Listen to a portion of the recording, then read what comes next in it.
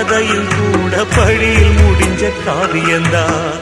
இருப்பதும் இறப்பதும் அந்த இயற்கையோட கையில, இருப்பதும் இறப்பதும் அந்த இயற்கையோட கையில. நான் மறைஞ்ச பின்னும் நிலைப்பது என் உயிர் எழுதும் கதையில.